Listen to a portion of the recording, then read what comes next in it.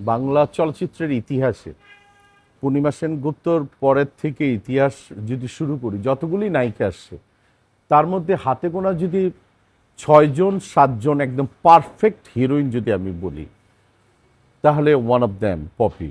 এটা স্বীকার করে নিতেই হয়। আমি স্বীকার করবে এবং দর্শকরাও স্বীকার করবে। এবং আমরা বোধহয় লাকি যে পপির মধ্যে একটা নায়িকা পেয়েছিলাম। আমরা অনেক কষ্ট হয়েছে ওকে গড়তে, এবং ও অনেক মানে চাইল্ডিশ কিছু মানে বিষয়গুলি কাজ করতো ওর ভিতরে। হোপফুলি অন্তরালে যাওয়ার বিষয়টা আমি পজিটিভলি আমি দেখিনি। হয়তো ওর হাজবেন্ড চায় না, কি চায় আমি ঠিক জানি না। আমার সাথে ওর ও কোনো ফোন দেয় না। আমার দুর্ভাগ্য যে আমি ওর সন্তানটাকে এখন পর্যন্ত নিচ্চোখে আমি দেখিনি। এটা আমি ওর নিরাপদ জায়গাটার মধ্যে তো আমি একটা অন্যরকম, আমি মৌসুমি, ওর বড় বোন, আমরা তো করি। যাই হোক, ওর হাজব্যান্ডকেও আমি আজ পর্যন্ত দেখিনি, ওকেও আমি দেখিনি।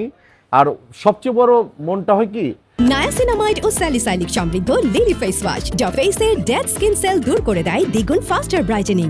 যে আমার একটা রাগ, আমার অভিমান, আমি পপিকে না দেখি আগামী 20 বছর, তাতে আমার কোনো সমস্যা নেই।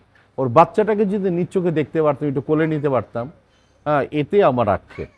That's it. এবং অন্তরালের বিষয়টা আমি এটাকে সাধুবাদ জানাই।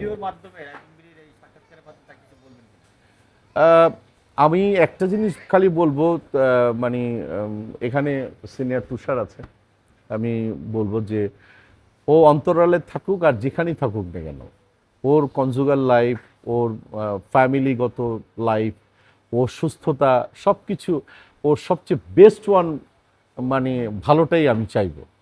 হ্যাঁ, আমি দূর থেকে যদি শুনি যে না ঠিক আছে, ও ভালো আছে, দ্যাটস ইট, আমি এটাই আমার সাকসেস। অন্তরালে যাওয়ার মতো কোনো ঘটনা ঘটেনি, এবং ওর হাজবেন্ডকে দেখলাম যে অস্বীকার করলো একবার।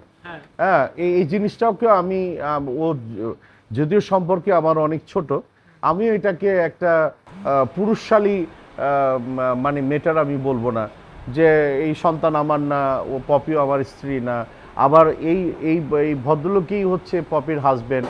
হ্যাঁ, তো আমরা হচ্ছে কি ফ্যামিলিগতভাবে, তো যেটা যতটাই নেগেটিভ মানুষ বলুক না কেন, আমি পজিটিভলি বলবো তারপরেও ও আমার কাছে ভালোই, কারণ আমার শালীর হাজবেন্ড। নায়াসিনামাইড ও স্যালিসাইলিক সমৃদ্ধ লিলি ফেস ওয়াশ যা ফেসের ডেড স্কিন সেল দূর করে দেয় দ্বিগুণ ফাস্টার ব্রাইটেনিং।